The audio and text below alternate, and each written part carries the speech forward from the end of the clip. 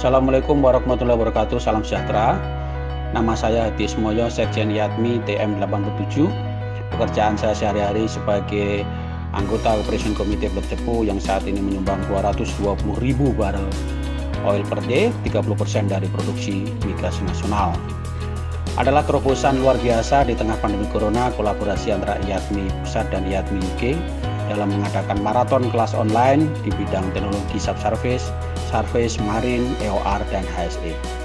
Semoga kegiatan ini bisa memberikan kontribusi positif bagi generasi muda IATMI, e-commerce syariat, dan di seksi mahasiswa seluruh Indonesia dalam mewujudkan target nasional 1 juta barel 2030.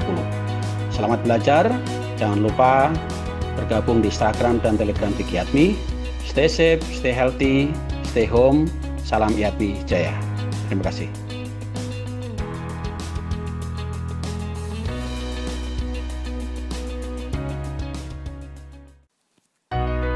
Halo teman-teman semua, saya Ngurah Beni Setiawan, Ketua IATMI UK.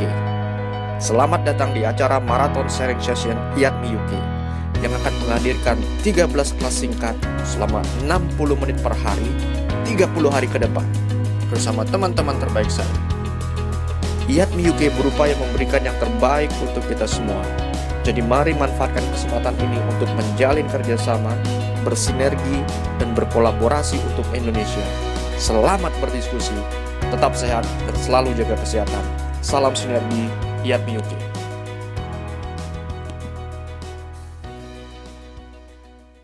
Oke, bisa melihat wajah saya ya. Oke, saya cuma share wajah bentar, habis itu balik ke slide ya. Karena yang lebih penting kan slide-nya daripada wajahnya. Oke, kali ini kita akan membahas tentang carbon capture and storage, a summary of an overview. Nah, di waktu 30 menit yang diberikan oleh Beli Beni, insya Allah kita akan membahas tentang membedah sebuah buku yang berjudul dari Carbon Capture and Storage, punyanya Herzog dari MIT. Oke, saya matikan dulu videonya. Oke, makasih atas kehadiran teman-teman. Semoga di tengah pandemi COVID-19 ini kita tetap diberikan kesehatan dan kekuatan. Semoga acara Marathon Sharing Session IATMI UK ini bisa memberikan wawasan dan manfaat bagi teman-teman semuanya. Perkenalkan, tadi saya Ahmad Yusuf, MY, kebetulan sedang merampungkan tesis S3 saya di University of Leeds, UK. Bidang saya sebenarnya adalah nuclear decommissioning, tapi saya dalam 5 tahun terakhir ini saya sering terlibat di proyek-proyek yang berkaitan dengan migas, terutama dengan isu decommissioning-nya.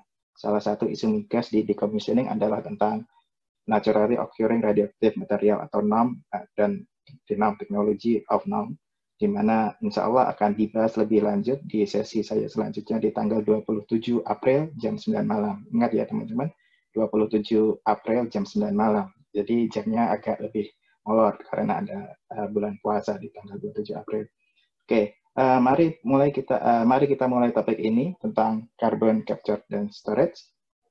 Saya harap teman-teman semua punya waktu yang cukup dan kuota yang cukup ya. Jangan sampai teman-teman mengorbankan kuota dengan sarapannya pakai obat Mafromas, kemudian siangnya pakai Milatah, dan malamnya malah minum obat tidur CTO demi mendapatkan kuota yang cukup ini. Oke, kita langsung mulai saja acara kita. Next-nya. Oke, ini adalah outline yang saya berikan.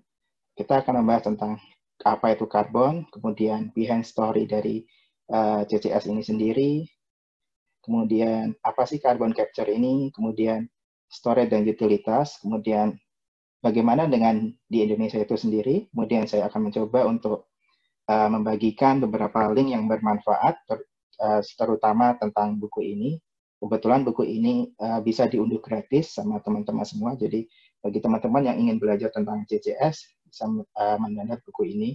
Dan yang terakhir adalah tentang saya sendiri.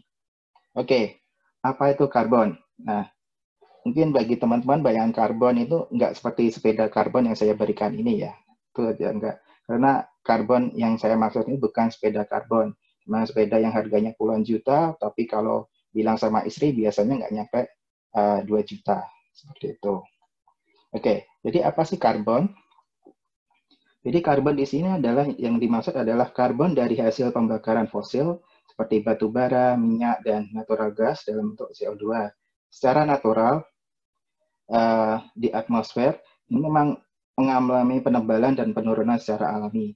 Namun dengan adanya pembakaran fosil, maka produksi CO2 meningkat sehingga menyebabkan komposisi CO2 di atmosfer ikut meningkat pula, di mana peningkatan CO2 ini atau yang disebut dengan CO2 arise ini akan menghasilkan efek rumah kaca. Ini efek rumah kaca bukan yang band itu ya. Jadi efek rumah kaca yang dimaksud ini adalah penabalan lapisan atmosfer yang menyebabkan salah satunya adalah climate change atau perubahan iklim yang cukup signifikan. Perubahan ini apakah ke depannya akan menjadi kiamat? Saya sendiri kurang begitu tahu tentang ini. Yang jelas climate change menjadi sebuah masalah yang cukup pelik yang ada di kehidupan kita. Jadi apa sih greenhouse gas itu? Greenhouse gas terdiri dari H2O, CO2, CH4, dan N2O. Nah, ini ada quote menarik nih dari penulis bukunya bahwa everybody talk about the weather, but nobody does anything about it. The idea behind CCS is to capture the CO2 before it is released to the atmosphere. The question then arise, what to do with the CO2? Nah, apa yang harus kita lakukan dengan peningkatan CO2 ini agar tidak terjadi efek rumah kaca? Maka kita akan berlanjut di slide selanjutnya. Oke, di slide ini kita akan membahas kenapa sih CCS ini penting. Nah, CCS ini kita mulai dari climate change. Sebenarnya sebagaimana kita ketahui bersama di slide sebelumnya, bahwa keberadaan pembakaran fosil ini akan menyebabkan kenaikan CO2 yang cukup signifikan terhadap penebalan lapisan atmosfer ini. Ada hal yang cukup menarik terkait bagaimana sih kita mencoba mengurangi CO2 ini dengan membuat climate diamond seperti di gambar. Jadi si penulis buku ini mencoba membuat climate diamond atau semacam diagram tentang bagaimana sih caranya kita mencoba untuk mengurangi CO2. Jadi itu ada earth system, sistem bumi, kemudian dari sistem bumi akan dilakukan semacam adaptasi, kemudian pengaruh dari aktivitas manusia, kemudian ada mitigasi, ada atmospheric greenhouse yang tadi yang efek rumah kaca tadi, kemudian pengaruhnya terhadap solar radiation management. Jika apa sih solar radiation management akan dijelaskan lebih lanjut di sesi berikutnya. Kemudian dari atmosferik tujuannya adalah untuk mengurangi kadar CO2 sehingga harapannya efek rumah kaca dan climate change bisa dikurangi signifikan. Nah, di dalam gambar ini kita bisa lihat bahwa kita mulai dari human activity dulu, atau aktivitas manusia, di mana dalam aktivitas ini kita sadar atau tidak sadar, mau miskin atau kaya, mau sehat atau sakit, sama-sama memiliki andil yang cukup besar dalam masalah peningkatan CO2 yang berakibat efek rumah kaca, sehingga aksi mitigasi sangat dibutuhkan. Di mana aksi mitigasi ini salah satunya adalah mencoba untuk mengurangi penggunaan energi, kemudian mencoba untuk berpindah ke low carbon energy, salah satunya adalah renewable energy, kemudian dan terakhir salah satu dari yang ketiga ini adalah carbon capture dan storage, di mana kita akan membahas apa sih CCS itu sendiri.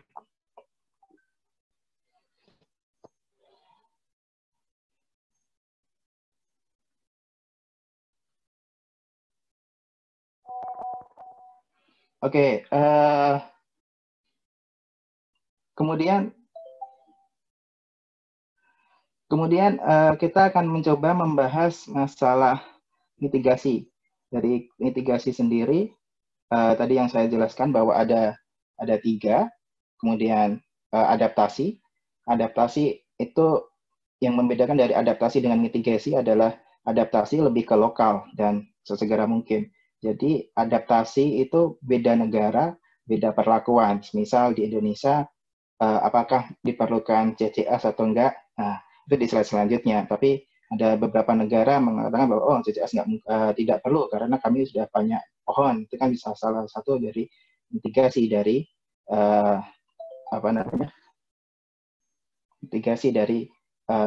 bagaimana kita mengurangi karbon dioksida itu sendiri. Kemudian ada SRM atau Solar Radiation Management. Ini Solar Radiation Management termasuk dari kontroversial net, yaitu Negative Emission Technology. Jadi net ini bukan yang stasiun televisi yang dibikin oleh Pak Menteri Pariwisata ya, jadi beda. Jadi bukan net TV itu, jadi ini adalah net yang sebuah teknologi yang bertujuan untuk mengurangi emisi CO2. Di mana salah satunya adalah yang para ahli lingkungan, salah satu net adalah reforestation atau reboisasi, penghijauan kembali, seperti itu. Nah, kenapa sih solar radiation management ini begitu ekstrim dan kontroversial? Karena prinsipnya itu seperti kayak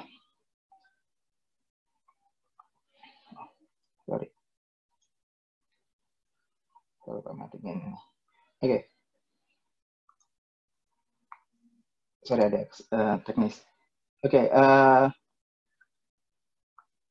Kembali lagi ke solar radiation management, ini ekstrim karena pada prinsipnya membuat gunung api itu meletus, kemudian asapnya menutupi langit secara bertahun-tahun, sehingga keadaan bumi diharapkan akan normal lagi.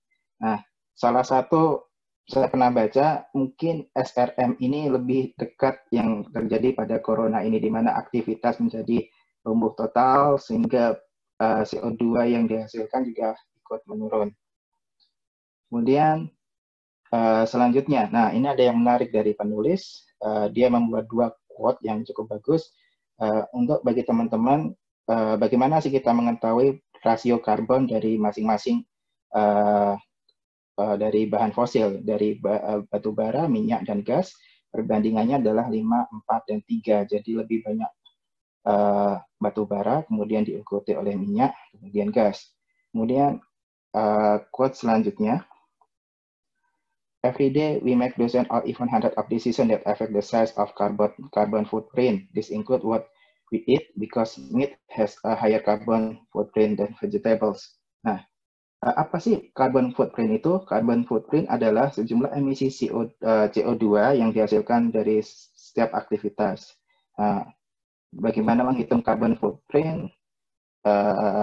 Di sini saya tidak menjelaskan karena saya dikasih tahu sama Mas Dilan. Menghitung carbon footprint itu berat, biar Dilan saja. Jadi kita skip bagaimana sih cara menghitung carbon footprint itu sendiri. Oke, next. Nah, di slide ini, di sebelah kiri, penulis dari buku ini mencoba memaparkan bagaimana sih konsumsi energi di Amerika Serikat di tahun 2017 dalam skalanya adalah billion BTU atau British Thermal Unit. Mungkin bagi teman-teman yang belum familiar dengan BTU, BTU adalah satuan untuk energi di mana besaran panas yang dibutuhkan untuk menaikkan 1 derajat Fahrenheit dalam 1 pon air. Ini unit pon, ini adalah unit masanya di Inggris, seperti itu menggunakan pound, sekitar 0,6 sekian kilogram. Ini sekitar dengan 1,055 joule atau sekitar dengan 252 gram kalori, di mana pembakaran fosil ini masih menjadi dominan di Amerika Serikat. Kemudian di gambar sebelah kanan adalah estimasi bahan bakar fosil yang masih tersimpan di dunia oleh pakar geologi, yang ini ya, yang ini pakar geologi dan teknik lainnya yang memprediksi cadangan bahan bakar fosil yang tersimpan dalam skala exajoule, jadi atau EJ. Jadi ada tulisan EJ ini maksudnya adalah exajoule. Jadi berapa sih exajoule itu? Sekitar 10⁻18 joule energi, di mana consumption yang dimaksud atau C di sini adalah penggunaan bahan bakar di tahun di mana ini diterbitkan, yaitu 2015, sedangkan R yaitu adalah cadangannya, R dibagi C itu adalah perkiraan seberapa lama akan habis cadangan bahan bakar ini dalam skala tahun. Jadi kita bisa lihat bahwa cadangan batu bara ini menurut BP Statistical Review di Review of World Energy di Juni 2016, ketika 2015 sendiri sekitar batu bara itu akan habis dalam rentang 112 tahun, kemudian natural gas 54 tahun, dan terakhir minyak 55 tahun. Oke, kemudian sekali lagi ini ada dua gambar menarik. Yang di gambar sebelah kiri ini tentang sejumlah CO2 yang dihasilkan akibat pembakaran bahan bakar fosil yang dapat dihitung menggunakan emisi faktor. Apa sih emisi faktor? Ini adalah faktor yang digunakan dalam perhitungan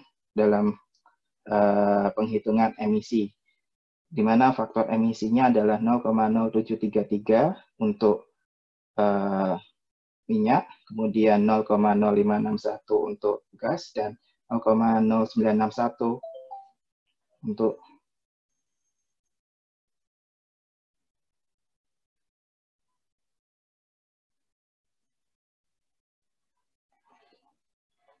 sorry ya, ada yang masuk. Oke.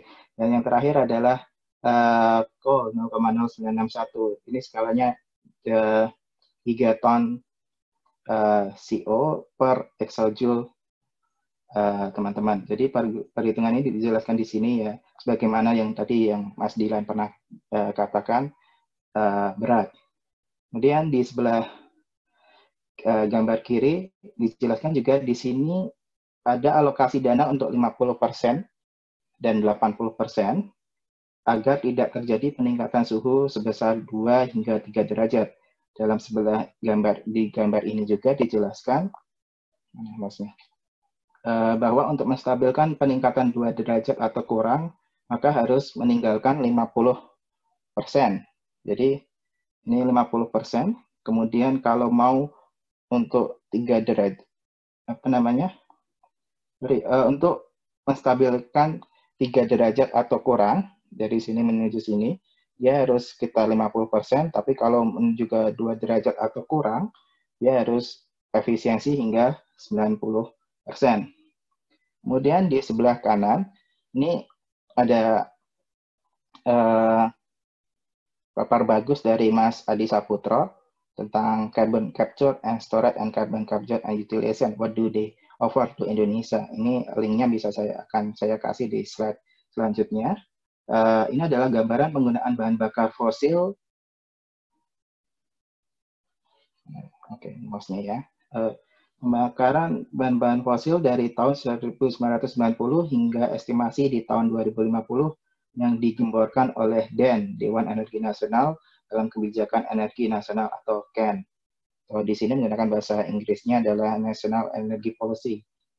Sebelah di mana unitnya menggunakan MTOE atau yang disebut dengan million ton of equivalent yang artinya adalah, jadi MTOE adalah TOE-nya di sini ada ton of equivalent, di mana artinya adalah sejumlah energi yang dihasilkan dari pembakaran 1 ton crude oil. Nah, terlihat sekali di sini KEN, kalau CCS ini diterapkan di Indonesia, maka terjadi penurunan signifikan. Penurunan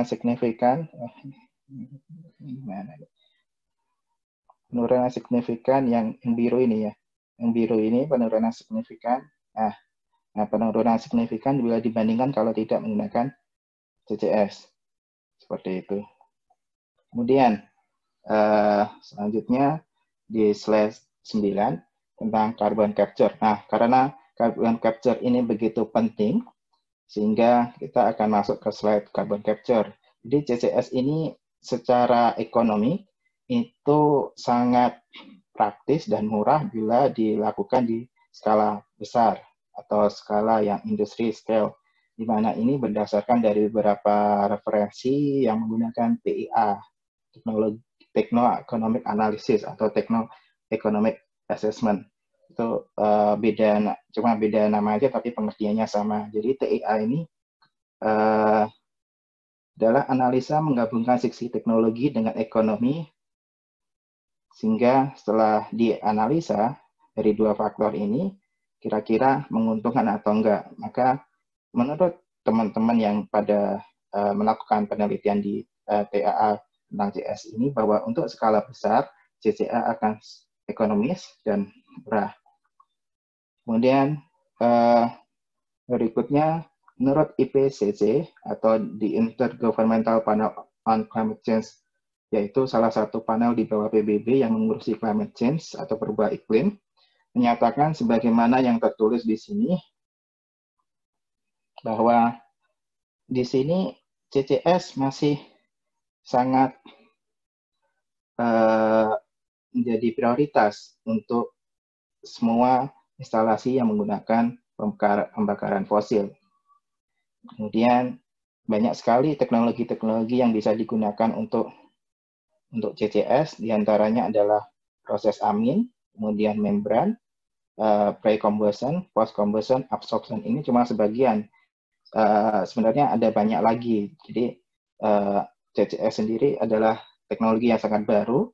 Dia punya banyak metode, dan kebanyakan yang metode yang digunakan hingga saat ini adalah menggunakan proses amin. Jadi apa sih proses amin? Jadi proses amin ini akan dijelaskan di slide selanjutnya. Jadi proses amin ini lebih ke arah ke absorption pakai B ya, Bapak, bukan absorption pakai D, durian. Jadi absorption atau penyerapan ini akan dibahas di selanjutnya. Kemudian yang absorption pakai D, durian tadi, itu adalah penyerapan pakai J, joker, yaitu proses pengikatan CO2 ke dalam suatu penyerap atau absorber. Nah, absorption ini biasanya hanya berada di surface side. Surface side itu kayak di penampang luarnya, di mana biasanya material digunakan untuk absorption ini harus memiliki porositas yang bagus dan memiliki surface area yang penampang luar yang cukup besar. Salah satunya adalah zeolite, di mana di Indonesia cukup banyak, silika, kemudian activated carbon, karbon aktivasi, dan yang mungkin lebih tren sekarang ini adalah peneliti mencoba menggunakan bahan karbon aktivasi menggunakan sekam padi, di mana padi cukup banyak di Indonesia. Kemudian kalau untuk membran ini kalau teman-teman yang suka naik gunung biasanya lebih kenal dengan teknologi Gore-Tex.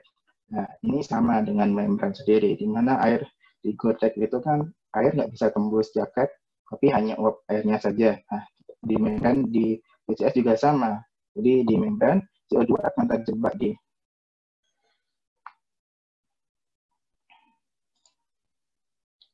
CO2 akan terjebak di membran, sementara gas lainnya akan lolos dari membran. Kemudian di pre-combustion salah satunya adalah IGCC. Nah, nanti akan saya jadi di IGCC itu pre-combustion itu yang membedakan adalah dia pembakaran sempurnanya itu di akhir. Jadi ketika pembakaran belum sempurna langsung di capture. Sedangkan kalau post combustion dia pembakaran sempurna dulu baru di capture. Kemudian ini salah satu dari project-project dari carbon capture, di mana ini adalah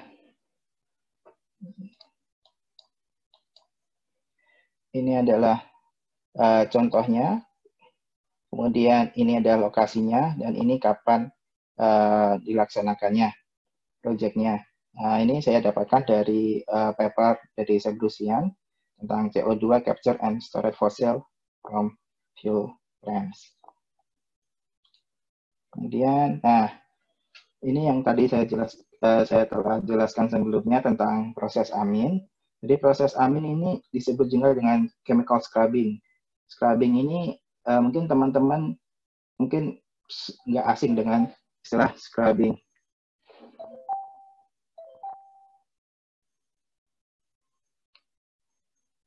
Oke, mungkin teman-teman nggak asing dengan istilah scrubbing ya. Jadi scrubbing itu kayak teman-teman lagi cuci muka nih, nah pakai Bikere. Nah, Bikere ini scrubnya Bikere ini akan menyerap minyak di wajahnya teman-teman untuk dikeluarkan sehingga wajah menjadi lebih segar dan cerah. Nah, ini sama kayak Bikere-nya tadi. Jadi di amin sendiri adalah digunakan sebagai scrub.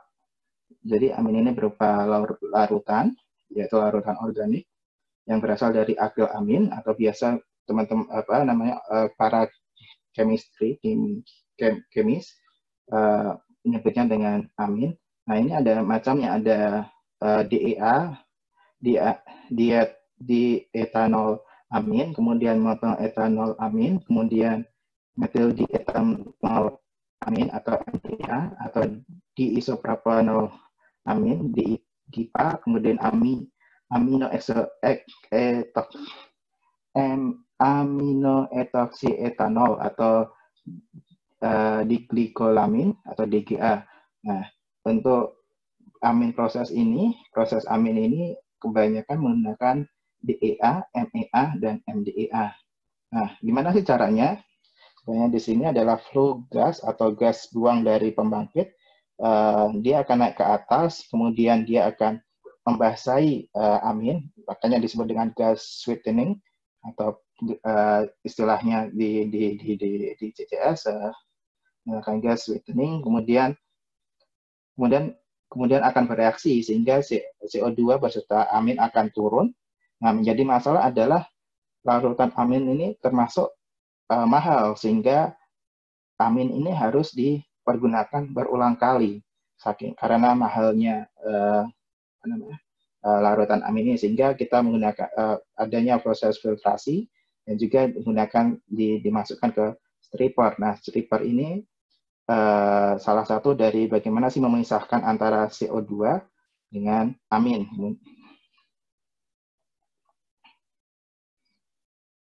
Nah, di stripper ini amin akan mengeluarkan CO2 ketika dipanaskan, sehingga CO2 akan naik lagi ke kondenser, kemudian dikompres dan disimpan. Dengan amin ini akan dikembalikan ke absorber lagi lewat di sini. Kemudian amin sendiri positifnya adalah mampu menyerap 90% dari CO2, menyerap 90% dari gas CO2 itu sendiri. Mengapa banyak digunakan, hampir banyak instalasi CCS, proyek-proyek CCS menggunakan amin karena praktisannya. Nah, ini salah satu dari penggunaan amin di North Sea di Norwegia yang dipunyai oleh Statoil. Kemudian di slide selanjutnya tentang the storage and utilities. Nah, ini ada quote bagus. What to do with the CO2? That is the question. Should we put back into the earth from when it came? Should we sell it as a feedstock to make useful product? At least some of the cost of capture. Should we turn into the rock, stabilizing it for millions of years? Jadi di dalam CCS itu sendiri masih ada problematika bagaimana cara menyimpannya, bagaimana cara transportasinya. Sebagai contoh di sini untuk transportasi, kalau kita menggunakan truk untuk tens of tons sekitar $7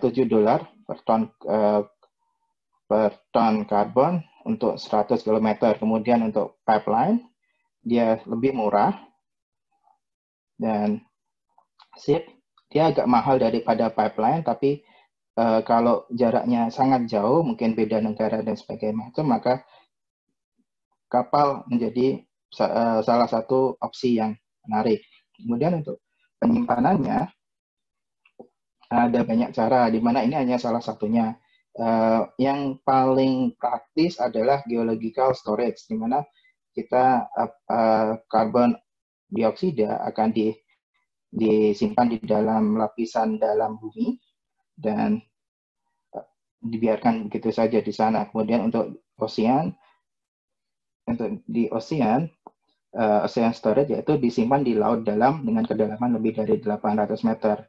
Kemudian mineral carbonation itu adalah mirip dengan bagaimana proses mineralisasi batuan. Jadi CO2 akan diinjeksikan ke dalam mineral untuk berkarbonasi menjadi batuan kembali. Kemudian coal seam adalah suatu sistem menginjekkan ke lapisan batu bara yang kurang ekonomis. Nah, di sini ada beberapa contoh storage dan utilities dari proyek-proyek yang ada yang saya dapatkan dari paper Sebrusian, CO2 capture and storage from fossil. Nah, ini bisa dicek langsung di websitenya. Ini period proyeknya dan salah satu transportasinya adalah di sini. Oke, kemudian, nah, yang tadi yang saya jelaskan tentang geological storage, yang sebagai tadi yang saya jelaskan bahwa akan disimpan di lapisan bumi. Ini salah satu dari proyek dari CCS itu sendiri, yang geological storage, di mana cukup mudah, cukup praktis, dan hanya disimpan di lapisan bumi. Karena geological storage tidak hanya berlaku di CCS saja, hampir kebanyakan limbah, terutama limbah radioaktif pun juga paling praktis adalah geological storage. Sebagaimana dalam quote di sini adalah, the most promising option today is to inject the CO2 deep into the earth in porous geologic formation, which is the primary focus on this sector. Geologic storage of CO2 is the mirror image of oil and gas produced. Instead of drilling wells in the earth to extract oil and gas, wells are drilled to inject CO2. Nah, seperti yang tadi bilang di quote, di sini adalah di gambar kiri adalah contoh bagaimana CCS ini diterapkan atau di utilities dari storage menjadi EOR, Enhanced Oil Recovery, di mana akan dibahas lanjut oleh Bang Jackson Andreas di tanggal kapan ya? Setelah sesi saya, kalau nggak salah. Nah, terus ini salah satu dari CO2 yang digunakan untuk EOR, dan ini proyeknya, dan ini beberapa negaranya. Ini salah satu dari bagaimana sih dari CCS menjadi EOR itu sendiri. Mungkin simpelnya adalah di sebelah gambar kanan, di mana gas CO2 yang bersifat miscible atau larut dengan crude oil. Kemudian dari ini akan, karena CO2 ini adalah miscible atau larut dengan crude oil, maka akan mengangkat minyak atau crude oilnya dari batu-batuan, kemudian bisa digunakan kembali untuk recovery, seperti itu. Nah, bagaimana tentang di Indonesia? Di Indonesia sendiri, nah, ini pertanyaan bagus sebenarnya. Apakah bisa dilakukan atau tidak? Ini belum bisa saya bahas di paper di diskusi ini, tapi harapan saya adalah teman-teman mau agak bersabar untuk menunggu paper saya jadi tentang carbon capture and storage, a review of potential and readiness in Indonesia. Harapannya akhir tahun bisa publish kalau nggak kena rejection. Nah, saya juga menawarkan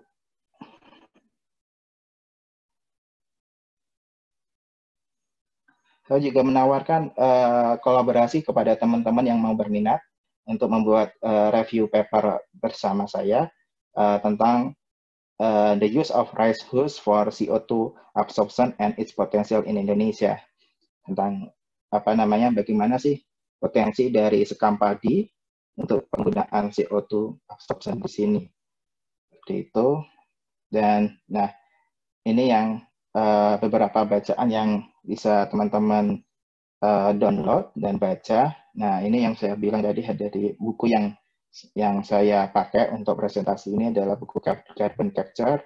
Teman-teman bisa tinggal download di sini gratis. Kemudian ini beberapa referensi yang teman-teman bisa baca. Nah, tentang saya, ini sedikit sekilas info tentang saya.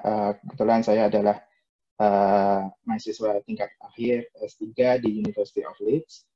7 tahun punya pengalaman di chemical dan nuklir, di mana risetnya tentang proteksi radiasi dan nuclear decommissioning. Dalam 5 tahun terakhir, beberapa kolaborasi riset dan publikasi seputar formation damage, kemudian NDT, Radiation Detection and Measurement Test, kemudian CCS, tentang review paper yang akan saya publish itu, kemudian ongoing adalah the use of natural resource for enhanced oil recovery. Teman-teman bisa melihat profil saya di LinkedIn ada, kemudian kalau teman-teman yang suka publikasi, biasanya menggunakan ORCID, di sini juga ORCID-nya ada, kemudian research gate saya juga ada, seperti itu. Nah, terima kasih, matur nuwun. Teman-teman bisa mengontak saya untuk lebih lanjut kalau mau berkolaborasi dari tawaran saya tadi tentang potensi rice husk untuk CO2 absorption di Indonesia. Ini email saya. Kemudian kalau teman-teman mau diskusi lebih lanjut dengan CCS di luar forum ini, bisa di-scan. Ini akan masuk ke WA saya. Nanti bisa diskusi lebih lanjut tentang CCS atau mau ke aspek radiasi, mungkin selanjutnya saya tinggal scan saja. Dan jangan lupa untuk selalu isi evaluasi di link ini tentang sesi saya ini. Terima kasih. Saya serahkan ke Bli Beni. Terima kasih Mas MY. Saya dari awal nggak berhenti ketawa di sini dengar gaya Mas MY. Mudah-mudahan ini bisa membantu teman-teman yang di Indonesia yang sudah agak larut malam, mungkin nggak terlalu larut, tapi sudah cukup malam. Saya catat beberapa hal di sini sebelum saya angkat untuk teman-teman yang raise hand. Sudah banyak banget ini Mas MY. Yuk. Saya mau izinkan sekarang ke Mas Salman untuk bisa bertanya. Baik, selamat siang waktu Eropa, selamat malam waktu Indonesia. Saya perkenalkan nama saya Salman nih Pak, dari Bogor. Saya mau bertanya Pak, untuk teknologi CCS ini gitu, apabila diterapkan di Indonesia itu kira-kira seperti apa ya? Mengingat kan kalau misalnya CO2-nya sendiri, kalau kita belum mengenal CCS itu kan digunakan untuk tanaman gitu kan, untuk berfotosintesis. Sementara hutan sekarang aja ini kan udah pada gundul nih Pak ya. Nah, apakah untuk di Indonesia ini sudah tepat belum menggunakan teknologi CCS sebagai upaya untuk mengurangi produksi CO2 yang bisa nanti mengakibatkan terhadap perubahan iklim gitu Pak. Terima kasih. Oke, terima kasih atas pertanyaannya yang bagus dari Mas Salman di Bogor. Terkait dengan potensi di Indonesia sendiri, sebagaimana yang tadi saya jelaskan di slide What About in Indonesia, ini masih masuk dapur pribadi saya, maksudnya masih digodok di review paper saya. Intinya adalah kalau kemungkinan ada potensinya ada, tinggal CCS ini tidak serta-merta bisa langsung dibangun karena ada kebijakan di sana. Nah, lebih lanjutnya agak bersabar, insya Allah akan, kalau nggak ada rejection, bisa dibaca di paper saya. Terima kasih.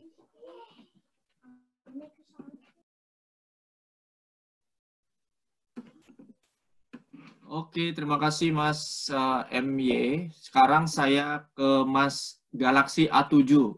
Ini saya nggak tahu namanya, mohon maaf ya, saya sebutnya Galaxy A7 aja nih. Kayaknya ini dari, silakan Mas. Ya, selamat pagi Pak Yusuf, selamat malam Pak Puput. Perkenalkan nama saya, karena kebetulan saya nggak tahu setting di HP saya. Nama saya Arjuna Sriwijaya, saya alumnus dari S2 Perminyakan Universitas Trisakti Jakarta, dan juga saya background saja S1 Teknik Kimia. Saya teringat salah satu materi kuliah saya selama S2 itu mengenai lapangan gas Natuna Alpha yang di daerah Kepulauan Natuna itu yang kadar CO2-nya lebih dari 65%.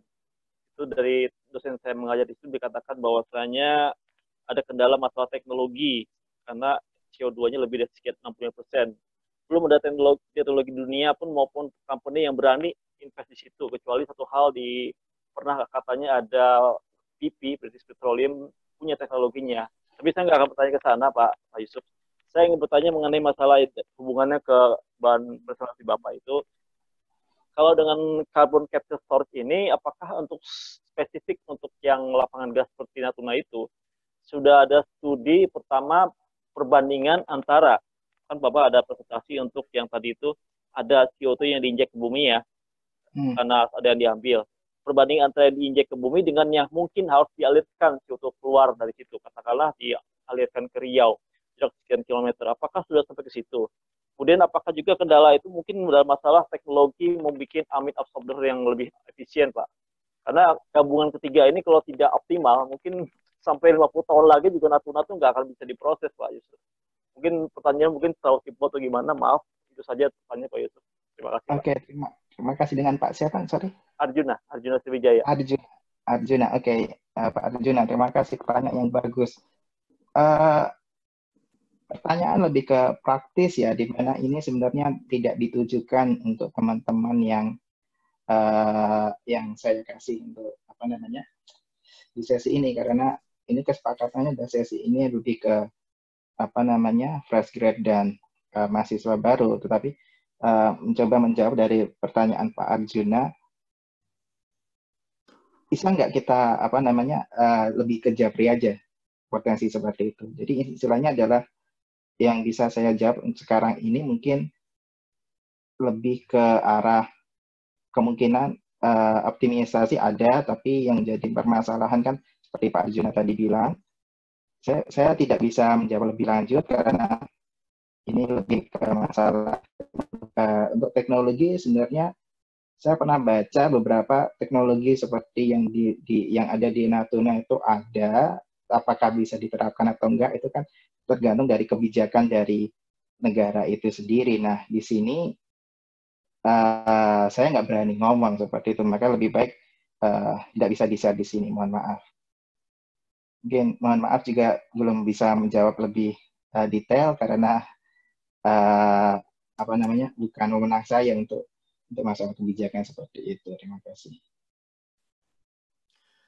Oke, terima kasih Mas Arjuna. Pertanyaannya bagus banget ini terkait masalah di Natuna.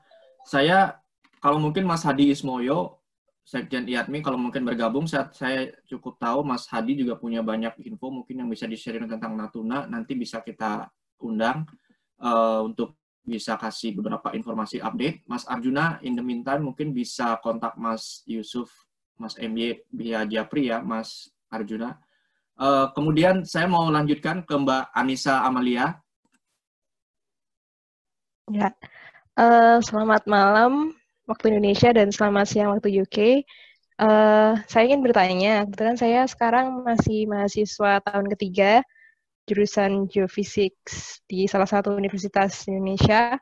Saya ingin bertanya saja, tadi kan dari CCS sendiri, dia punya challenge yang lebih dijelaskan di sini, mungkin lebih ke bagaimana kita pengolahan capturing-nya, tapi saya kurang menangkap di sektor geological storage-nya. Mungkin bisa dijelaskan kalau untuk kita yang masih mahasiswa undergraduate gini, sebenarnya studi teknikal apa yang harus difokuskan yang bisa berkontribusi untuk intinya pengembangan CCS di Indonesia.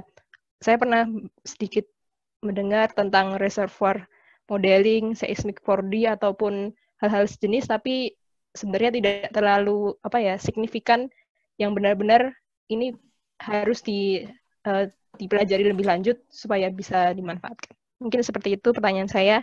Terima kasih.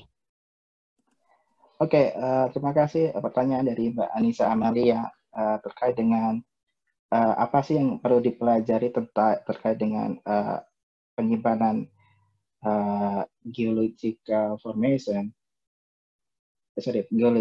storage.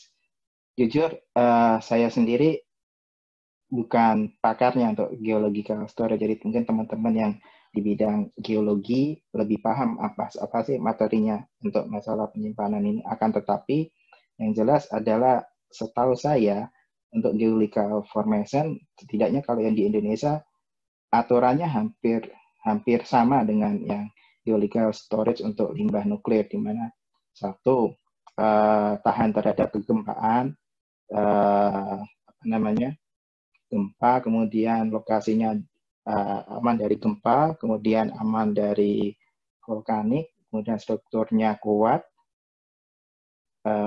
dan beberapa macam lagi. Adapun untuk studinya mungkin relevan, ya salah satunya ya teman-teman bisa bertanya ke teman-teman ke teknik geologi. Terima kasih. Terima kasih Mas MY. Mas Hadi Ismoyo, barangkali mumpung lagi hangat, tadi pertanyaan Mas Arjuna dan barusan ada Mbak Anissa juga tanya, bisa saya unmute Mas Hadi Ismoyo ya, barangkali mau bantu kita untuk mencerahkan dari pengalaman Mas Hadi Ismoyo. Silakan Mas. Halo, monggo. Ya, silakan. Selamat malam, selamat siang di UK.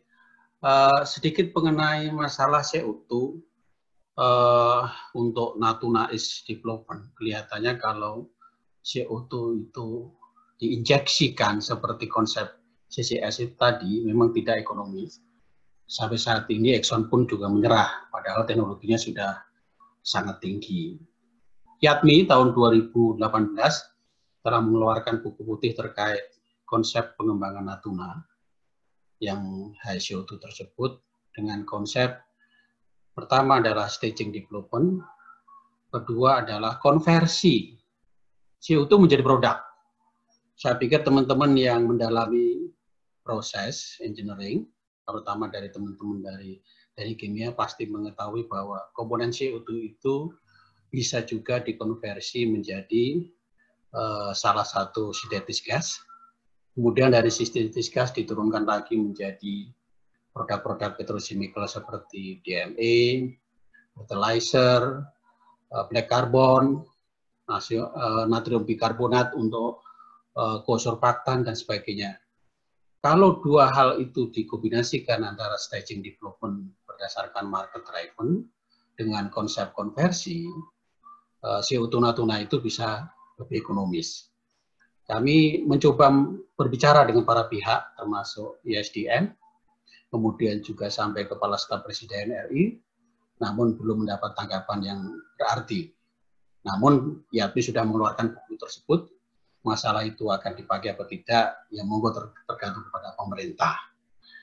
Nah, kalau CCS tetap dimanfaatkan untuk mencari solusi untuk Natuna East Development, tantangannya adalah dengan 8 BCM per day kapasitas raw gas dari Natuna, CCS itu memang banyak sekali tantangannya, dari mulai kolom-kolom injeksi sampai dengan injectivity dari masing-masing aquifer pun sampai sekarang belum bisa di-mapping dengan baik. Jadi memang CCS belum bisa cocok dengan Natuna East Development. Kira-kira tambahan saya begitu, Libeni, monggo. Terima kasih banyak Mas Hadi. Saya pikir buku putih YATMI ini juga satu hal yang bisa kita dapatkan nanti ya Mas Hadi dari YATMI Pusat. Siapapun yang menginginkan buku itu monggo saja, nggak masalah, karena itu adalah milik publik. Itu adalah karya YATMI yang terdiri dari para pakar YATMI yang dipersembahkan kepada anak-anak muda yang barangkali dengan buku tersebut akan tumbuh inovasi-inovasi baru, kreativitas baru, ide-ide baru, sehingga sehingga Natuna East jadi ekonomis. Nah, itulah tantangan kalian semua, kalian yang masih S2, S3, kalian yang umurnya masih 30-an, ayo dengan modal dasar buku sederhana dari YATMI ini, Anda berpacu dan meningkatkan inovasi untuk bikin the big petrochemical complex di Natuna East untuk kejayaan bangsa Indonesia. Monggo, Mas. Terima kasih banyak Mas Hadi Ismoyo untuk bantuan paparannya dan motivasinya. Selanjutnya, ini pertanyaannya banyak banget Mas MY. Saya mau kasih selanjutnya ke Mas Alamsyah, kemudian setelah itu Mbak Cindy. Pertama ke Mas Alamsyah dulu. Silakan Mas Alamsyah. Baik, terima kasih. Selamat siang, Mas Yusuf. Saya mau tanya, berdasarkan pengalaman Mas Yusuf selama ini, kira-kira ada nggak studi kasus atau cerita yang sukses terhadap carbon capture ini di lapangan migas worldwide lah, misalnya sama perusahaannya itu dari mana? Terus yang kedua, untuk injeksi CO2 ini, selain di IOR, bisa nggak itu kita injeksikan di, katakanlah, di coalbed metan gitu? Kalaupun bisa, itu kira-kira kapan ya waktunya kita untuk menginjeksikan CO2 itu? Terima kasih. Oke, terima kasih atas pertanyaannya, Mas Alex ya. Untuk CCS sukses lebih yang saya jelaskan ada di Norway, di Norwegia yang dilakukan oleh Statoil. Tadi yang sudah saya jelaskan sebab suksesnya dan detailnya sudah dijelaskan di buku yang saya kasih tadi, di buku di sini di Herzog, di Carbon Capture. Detailnya mungkin Mas Alamsa bisa membaca sendiri bagaimana Statoil bisa sukses membuat CCS-nya. Kemudian terkait dengan potensi CCS ke CBM, jujur ini pertanyaan bagus.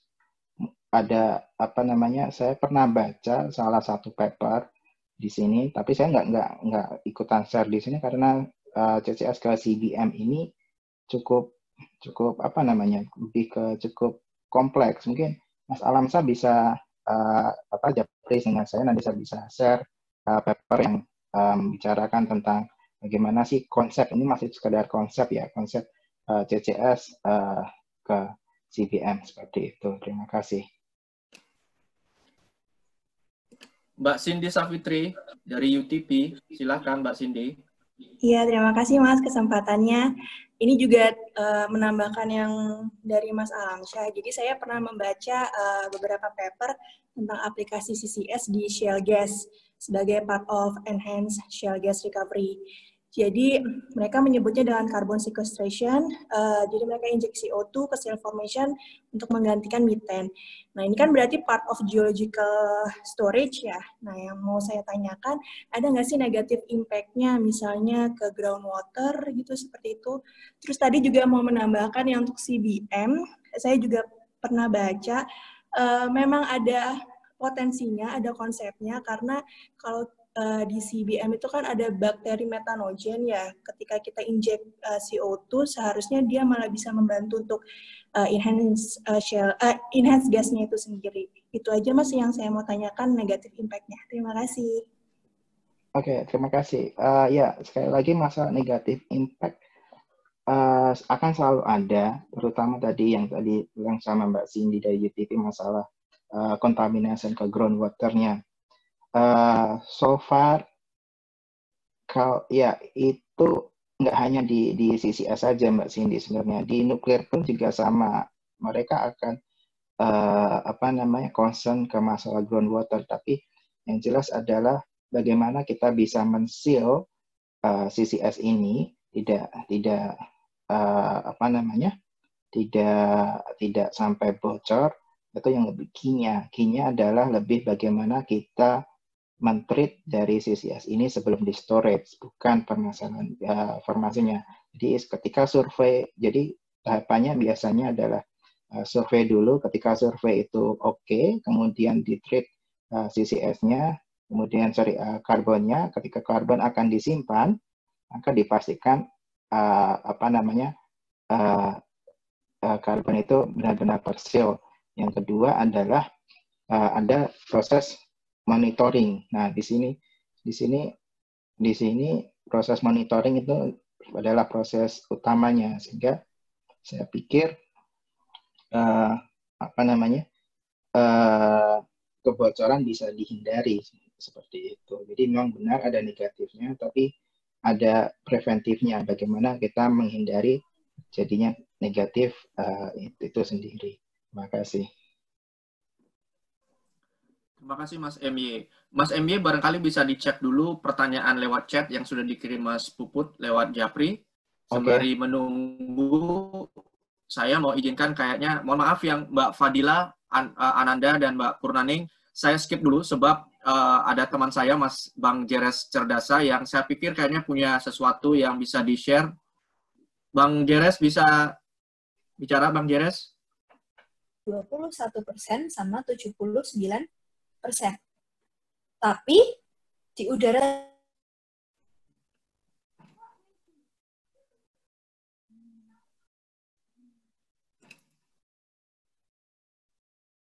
Halo Bang Jeres.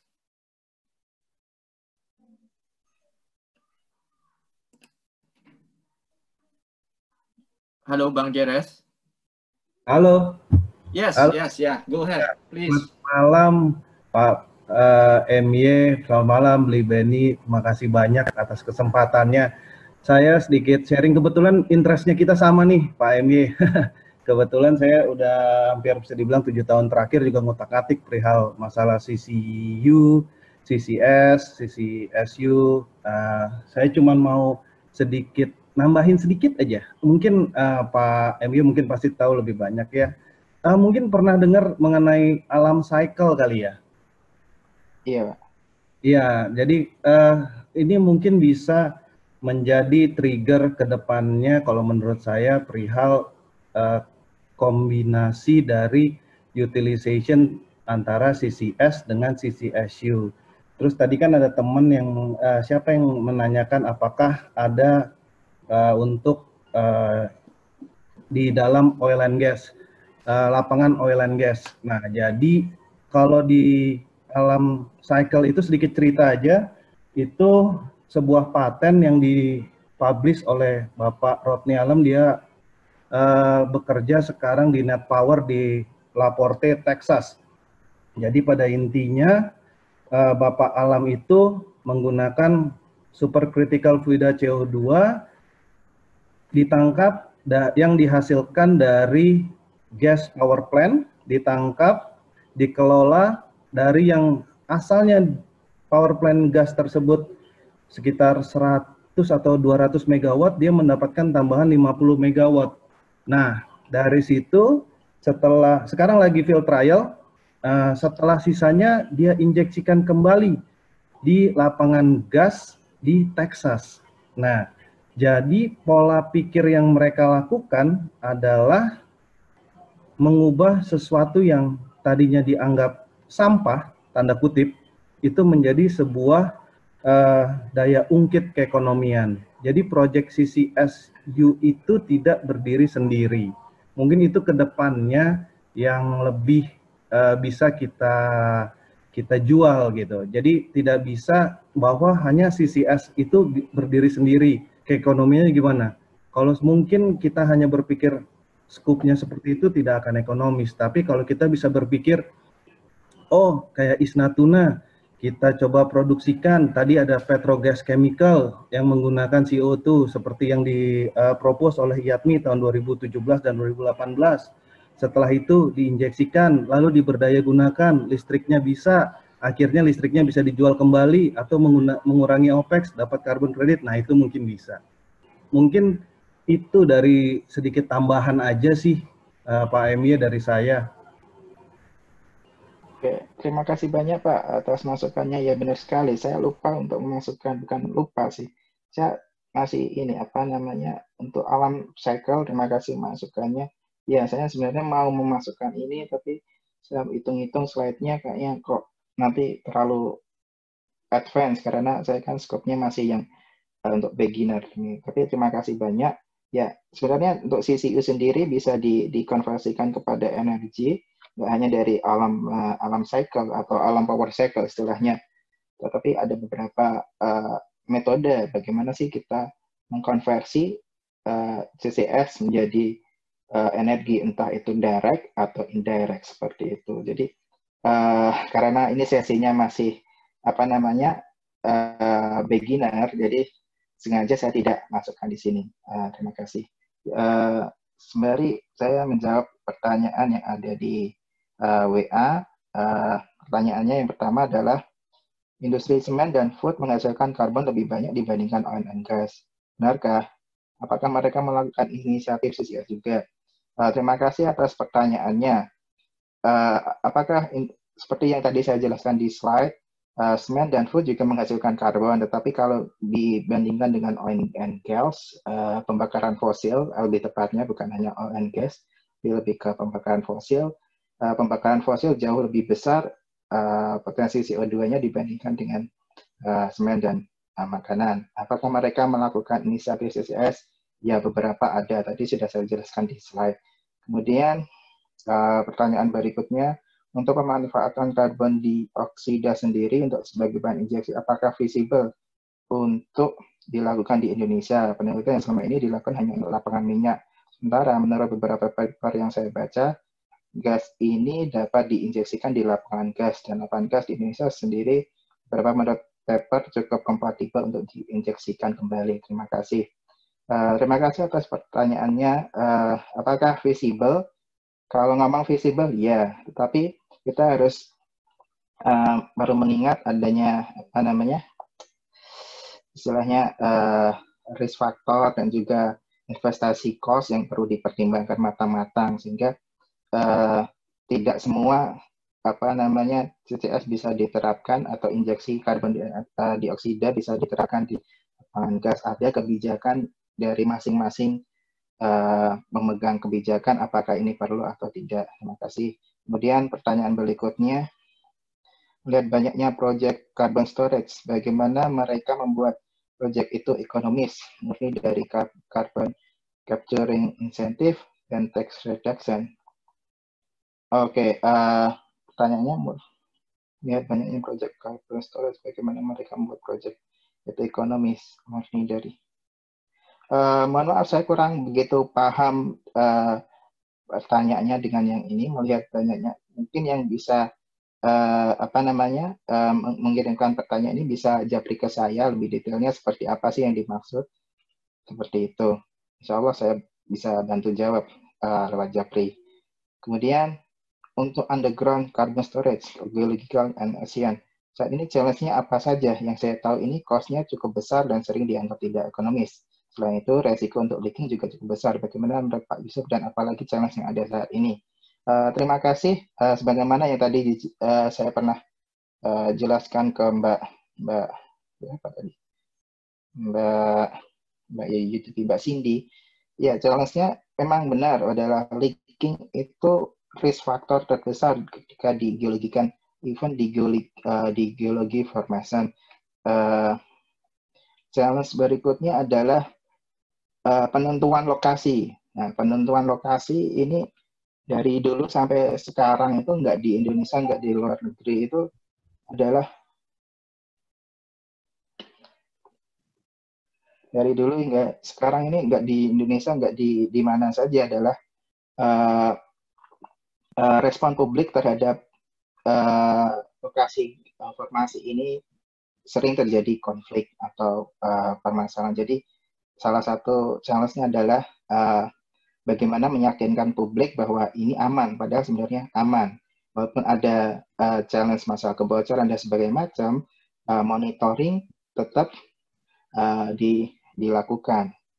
Kemudian Mas MY, ya, Mas MY bisa kita kembali ke pertanyaan lewat audio dulu ya, masih cukup ada cukup beberapa. Untuk Mas atau Mbak Ananda, ya silakan. Ya, selamat malam. Saya Ananda Hiba dari Teknik Geofisika, mahasiswa dari Teknik Geofisika. Ini saya baru pertama kali belajar tentang carbon capture storage. Terima kasih Yatmi sebelumnya. Pertanyaan saya itu, CO2 yang dihasilkan itu bisakah diambil dan nantinya ditransportasikan atau dialirkan ke reservoir lain yang membutuhkan tekanan yang berlebih gitu? Karena dari gambar yang saya lihat di PPT, tadi itu CO2-nya diinjeksikan ke reservoirnya itu sendiri, seperti itu. Terima kasih. Oke, terima kasih dari Mbak Ananda Hiba atas pertanyaannya. Apakah mungkin kompresi gas CO2 itu digunakan ke reservoir? Mungkin banget, sangat-sangat mungkin. Dan beberapa proyek banyak melakukan ini. Paper-paper juga banyak menjelaskan masalah ini. Jadi kalau ngomongin mungkin kalau Mbak Ananda Hibab ingin contoh papernya seperti apa, bisa japri saya, nanti insya Allah saya bisa edukasi untuk bahan bacaan seperti itu. Oke, Willy Benny. Oke, jangan lupa ya nanti tanggal 23 April itu kita ada sesi tentang pengenalan Enhanced Oil Recovery. Sepertinya pertanyaan di sini banyak juga berhubungan dengan Enhanced Oil Recovery. Nanti ada Bang Jackson Andreas Pola yang akan bantu kita untuk mungkin menjawab banyak pertanyaan-pertanyaan di sini. Saya selanjutnya mau ke Mbak Purnaning Tuwuh Triwigati. Silakan. Ya, selamat malam Mas MY. Saya Tuwuh. Saat ini sedang menjadi mahasiswa baru S2, S3 di Korea Selatan. Pertanyaan saya yang pertama, kita tahu kalau misalnya CO2 capture menggunakan amin itu sebenarnya udah ada dari sekitar 1930. Nah, di Indonesia sendiri ini, terutama di coal-fired power plant-nya itu udah ada belumnya yang menggunakan CO2 capture ini gitu. Soalnya kita sendiri kan memakai bahan bakar dari coal kan cukup banyak gitu.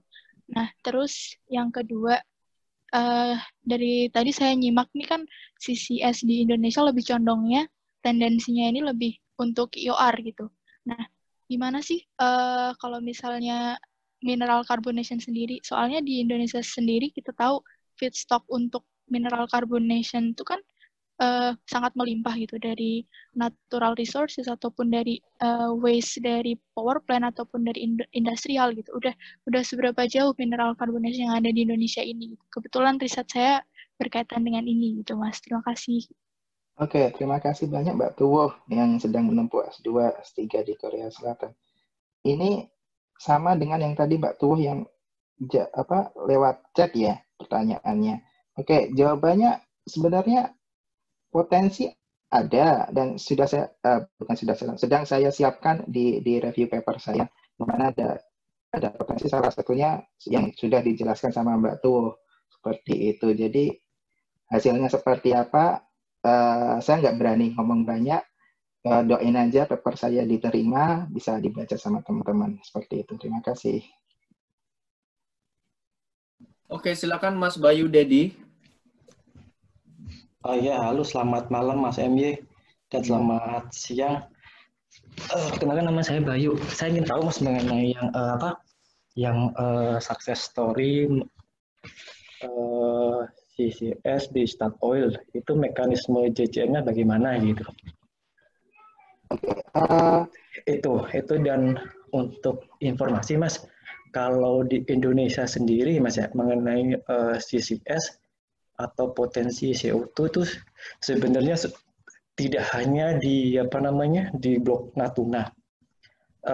Teman-teman SKK juga pernah mengidentify bagaimana pemetaan potensi CO2 di seluruh Indonesia, baik itu dari power plant, semen, pupuk maupun dari dari kilang juga gitu. Nah, di situ dipetakan berapa source-nya, kemudian lapangan terdekat yang bisa untuk diinjeksikan, di mana letaknya, radiusnya berapa potensinya. Permasalahannya adalah kita tidak bisa, belum ada fasilitas. Permasalahan terbesar di Indonesia mungkin fasilitas ya, fasilitas permukaan yang ada di Indonesia, entah itu pakai piping maupun tracking. Nah, sekarang ini yang jadi permasalahan bagaimana kalau misalkan kita menerapkan CCS atau nggak CCUS di Indonesia, pasti entah itu K3S terutama ya, itu kalau CCS agak susah untuk diterapkan di lapangan mereka. Kalau CCUS pasti mereka akan menerima karena mereka akan diinjek sisi tambahannya, recovery dari minyaknya ada. Nah, untuk di sana sendiri itu bagaimana Mas? Mekanisme dari JCM-nya itu bagaimana?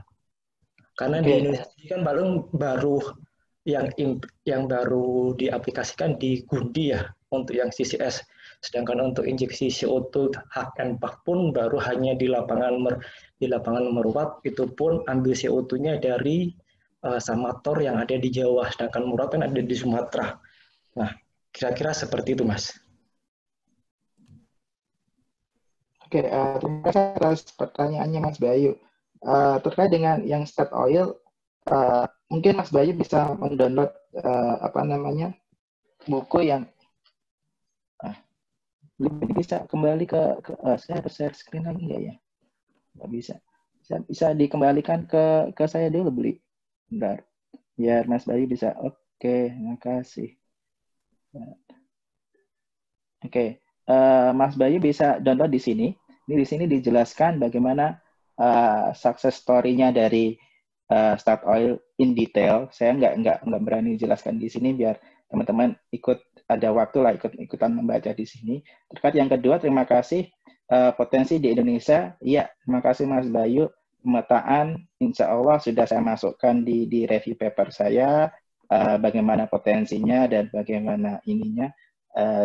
Mohon doanya aja semoga review paper saya diterima. Terima kasih. Oke, Mas Ahmad Hasabi, silakan. Oke, selamat malam. Saya Ahmad Hasabi, mahasiswa Teknik Geofisika, ingin bertanya. Nah, di sini saya pernah baca bahwa ada kasus yang apabila kandungan karbon dioksidanya melebihi 50%, dia proses pengembangan secara komersilnya ada yang ditunda, ada juga yang dilarang.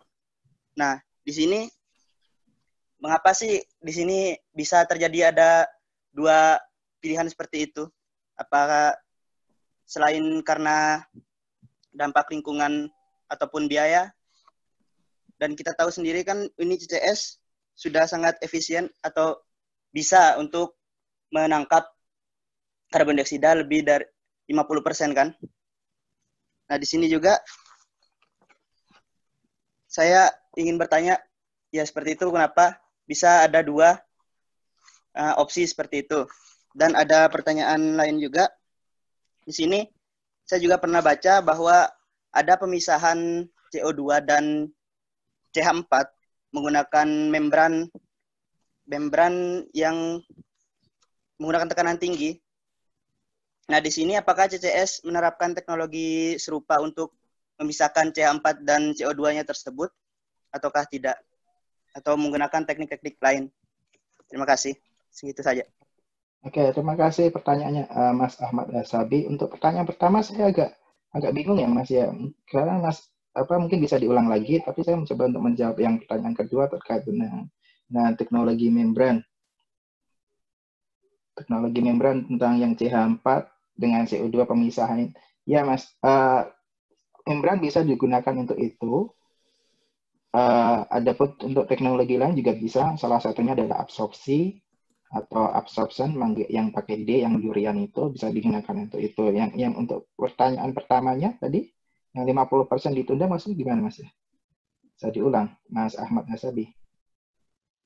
Kasus bahwa misalnya suatu reservoir memiliki kandungan CO2-nya lebih besar daripada 50%. Nah, di sini ada opsi ditunda dan dilarang untuk produksinya, pengembangannya. Nah, di sini pengembangan apa ini maksudnya? Ya. Reservoirnya untuk dieksplorasi gitu, seperti itu atau gimana? Atau untuk diinjeksikan CCS? Saya bingung gimana. Bukan. Kan di sini untuk misalkan kandungan karbon dioksidanya lebih dari 50%. Nah, di sini ada kemungkinan untuk pengembangannya itu dilarang ataupun ditunda. Nah, di sini mengapa sih bisa ada dua opsi seperti itu, untuk dilarang ataupun ditunda? Apa faktor yang dipertimbangkan seperti itu? Oh, oke. Saya coba untuk menangkap pertanyaannya ya. Jadi ketika ada reservoir itu mengandung 50% CO2, lebih dari CO2, ada kebijakan untuk menunda atau menghentikan proses eksplorasi dari reservat itu sendiri. Mengapa itu terjadi? Seperti itu, Mas Ahmad Hasabi. Ya, silakan dilanjutkan aja, Mas AMMY. Oke. Mungkin bisa diinterpretasi saja pertanyaannya tadi. Oke. Kalau sebenarnya pertanyaannya seperti itu, ya ada kebijakan dari saya lupa namanya France apa gitu. Jadi yang di Paris kesepakatan, aku lupa namanya bahasa Inggrisnya, kesepakatan di Paris itu bahwa salah satunya adalah di isu lingkungan. Di situ dijelaskan bahwa ketika karbon CO2 itu lebih dari ambang batas, maka disarankan untuk dihentikan sementara, seperti itu. Terima kasih. Oke, ya kita ada 10 menit terakhir, Mas MY, masih ada 3 pertanyaan. Fadila Rahma, silakan. Iya, terima kasih Mas atas penjelasannya, sangat menarik.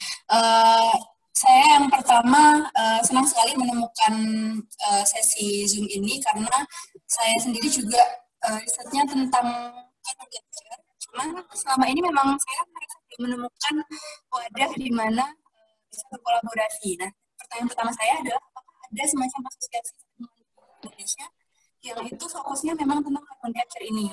Nah, kemudian yang kedua, carbon capture ini kan kalau sependek pemahaman saya, kita berpacu dengan waktu. Karena tujuannya adalah untuk mengurangi emisi. Sedangkan kita tahu sendiri kondisi global ini kan akselerasinya cukup cepat ya.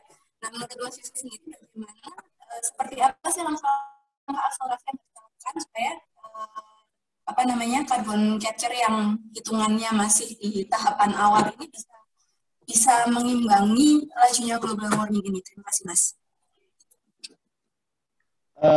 Mbak Fadila Rahma, terima kasih atas pertanyaan. Tapi mohon maaf, Mbak, suaranya tadi naik turun, jadi bisa karena waktu terbatas bisa via Japri aja pertanyaannya. Nanti saya jawab via Japri gitu. Pertanyaan apa, saya sempat mencatat, Mas MY, saya bantu. Mungkin yang pertama itu singkatnya komunitas CCS di Indonesia, mungkin ada think tank organization yang Mas MY aware, bisa nanti diberitahu supaya teman-teman yang tertarik untuk bisa bergabung, bisa disampaikan. Yang kedua mungkin tentang teknologi yang bisa berpacu dengan laju kenaikan karbon di sini. Sejauh ini menurut pendapat Mas MY bagaimana? Oke, ya terima kasih. Terkait dengan yang tadi think tank-nya untuk CCS di Indonesia sendiri, sejauh saya yang tahu lebih, saya mungkin nggak tahu, mungkin dari teman-teman yang senior praktisi lebih paham ya. Tapi yang sejauh saya tahu lebih ke komunitas, tinggal teman-teman di Facebook bisa cari aja komunitas CCS seperti itu. Terkait yang kedua untuk masalah teknologi untuk CO2 waktu, ya CCS bisa menjadi salah satu solusi dalam mengurangi emisi CO2. Kalau kita mengandalkan dengan reboisasi will take time, tapi untuk secara cepat CCS lebih ekonomis dan lebih optimum. Tapi kalau ngomongin masalah jangka panjang, apakah CCS lebih hebat daripada forestation? Untuk saya sendiri adalah semakin natural semakin baik, seperti itu. Terima kasih. Mas Kresno. Ya, selamat siang, Mas. Ya. Saya Kresno. Pertanyaan saya hampir kayak pertanyaan Mbak Fadila sebenarnya. Apa ada teknologi yang bisa meniru fotosintesis? Seperti itu ya. Itu aja sih, Mas, tanya saya. Oke, terima kasih pertanyaannya, Mas Kresno. Apakah ada teknologi yang meniru fotosintesis? Apakah yang dimaksud ini dengan pengubahan CO2 menjadi oksigen? Kalau emang seperti itu, ada teknologinya. Insya Allah kalau Mas Kresno mau, saya kasihkan paper. Seperti itu, tinggal Japri, saya nanti bantu kasih ke papernya untuk bacaan Mas Kresno lebih lanjut. Terima kasih. Oke, terima kasih Mas MY. Saya mau ingatkan sekali lagi untuk teman-teman mahasiswa, terutama nanti tanggal 26 April, akan ada sesi diskusi bincang karir dengan Pak Roni Hendrawan, mulai jam 2 siang ya. Dan saya minta untuk yang masih ada di sini, kami butuh sangat-sangat membutuhkan feedback, jadi bisa ikut untuk bisa kasih pendapat dan evaluasi terkait acara marathon sharing session YADMI UK yang masih ada kira-kira 8 kelas ke depan. Satu pertanyaan terakhir, Mas MY, sebelum kita tutup, dari Mas Rias Gulam. Silakan, Mas.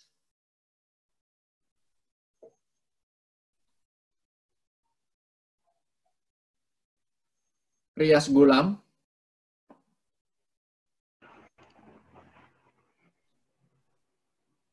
Halo, ya silakan.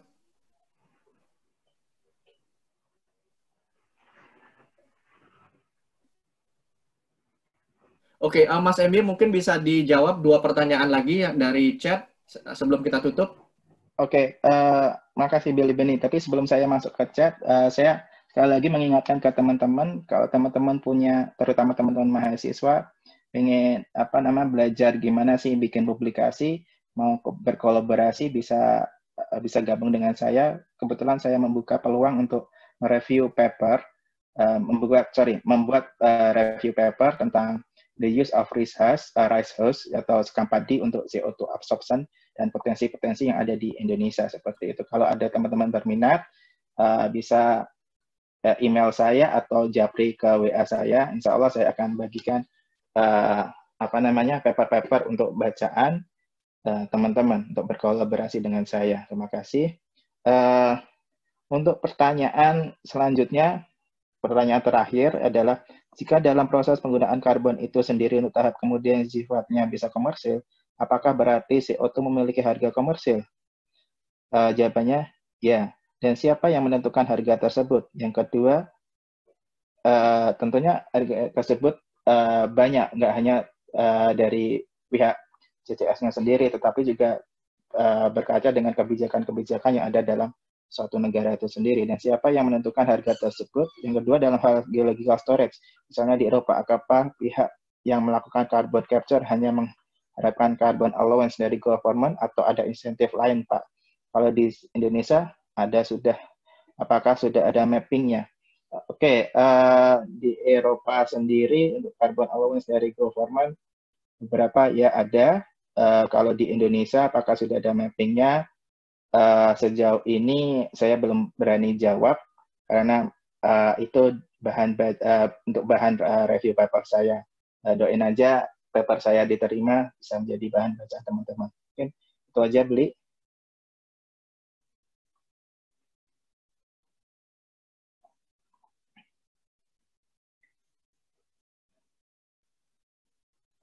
Beli Benny? Ya, saya masih berusaha cari Mas tadi yang angkat tangan, kemudian nggak sempat bertanya. Mas mungkin bisa angkat tangan sekali lagi, kita masih ada waktu berapa menit. Oke, sambil menunggu, kalau mungkin Mas masih online, silakan angkat tangan lagi, kita masih ada beberapa menit, 1 atau 2 menit terakhir. Sekali lagi saya ingatkan untuk teman-teman bisa kasih evaluasi ke kami semua di IADMI UK, evaluasi yang ke-8 sebab ini masih setengah perjalanan, dan yang paling penting adalah tanggal 26 nanti ada sesi khusus untuk mahasiswa diskusi tentang karir bersama Pak Roni Hendrawan. Dan kemudian yang juga menarik yang baru aja kita launching adalah tolong nanti ada hal-hal menarik yang bisa tentang foto, cara-cara teman-teman belajar selama maraton 16 sesi ini, bisa gunakan hashtag maraton IADMI UK di Instagram. Kita akan kasih hadiah yang menarik dari IADMI UK. Masih belum angkat tangan ya. Saya sepertinya akan tutup sekali lagi. Terima kasih banyak Mas MY, dan ada ajakan research untuk Mas MY. Bagi teman-teman mahasiswa yang berminat bisa menghubungi Mas MY untuk bisa menelaah lebih dalam tentang carbon capture and storage. Dan juga kita doakan sama-sama semoga review paper jurnal Mas MY bisa terbit tentang Indonesia, bagaimana CCS dan Indonesia. Jadi nanti kita bisa baca sama-sama ya Mas MY ya. Terima kasih, Beli. Ya. Oke, terima kasih banyak teman-teman semua. Jangan lupa 23 April, 2 hari dari sekarang, kita akan ada Bang Jackson yang akan nanti membahas tentang pengenalan dan teknologi dari Enhanced Oil Recovery atau EOR. Oke, untuk begitu saya tutup sampai di sini untuk sesi hari ini selama 90 menit. Terima kasih semua. Terima kasih.